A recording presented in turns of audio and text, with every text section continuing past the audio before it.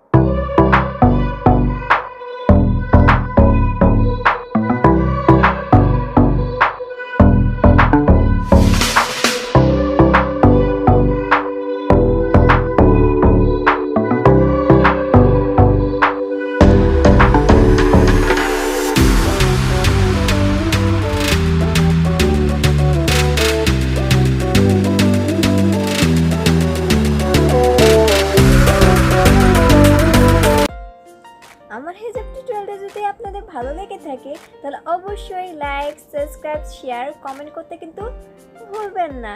ওকে, আল্লাহ হাফিজ।